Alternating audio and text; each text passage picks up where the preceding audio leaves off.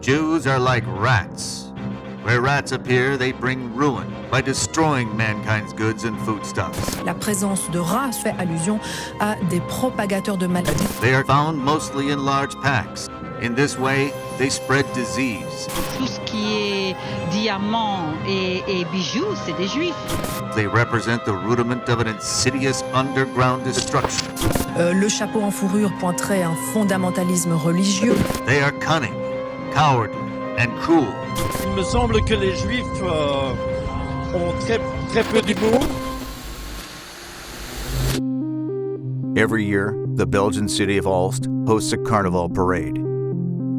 Labeled as a satirical event, participants pride themselves in wearing the most provocative costumes.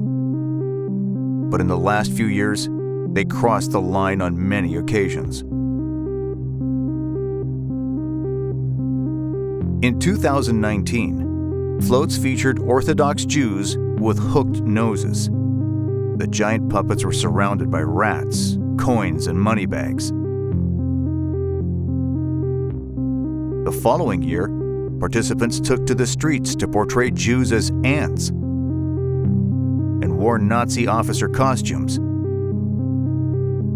Close by, the crowd watched the show without seeming to notice the similarities with the Nazi propaganda. We stand firmly against all forms of anti-Semitism. It is unthinkable that these images parade in European streets. The international community unanimously condemns the carnival. Last December, UNESCO removed the event from its heritage list. Yet in Belgium, we hesitate to take a stand.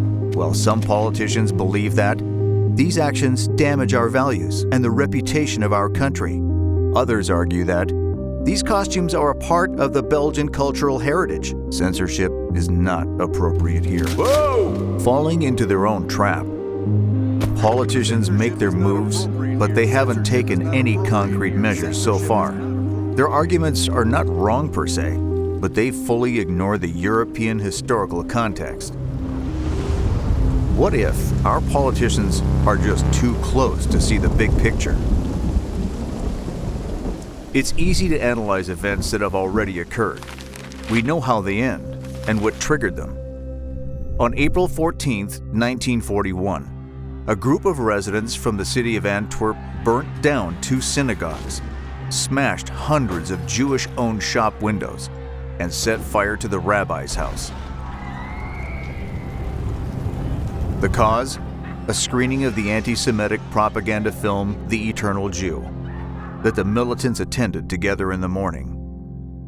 Today, a few kilometers away from Antwerp in the city of Aalst, the same stereotypes are still alive.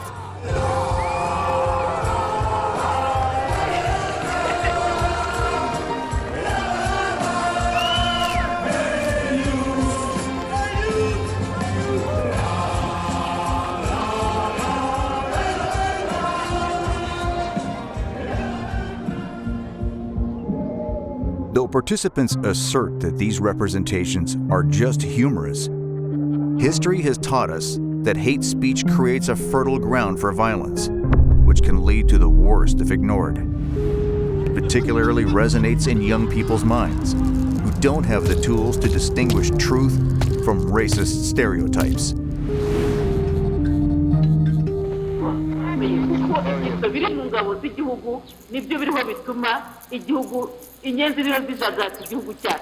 In the 90s, Tutsis were compared to cockroaches and snakes on public radio stations. This process of dehumanization, combined with politicians' hate incitations against Tutsis, pushed the Hutus to grab their machetes and slaughter 800,000 Tutsis in 1994. So what's in store for the Carnival of Aalst? There are only 2 options: regulate the event or witness a catastrophe.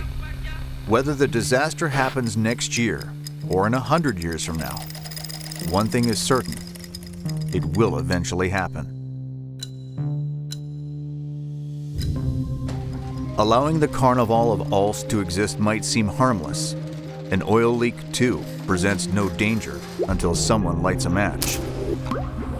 If we wait for the first spark to appear before fixing the leak, we will arrive just in time to deplore the damages.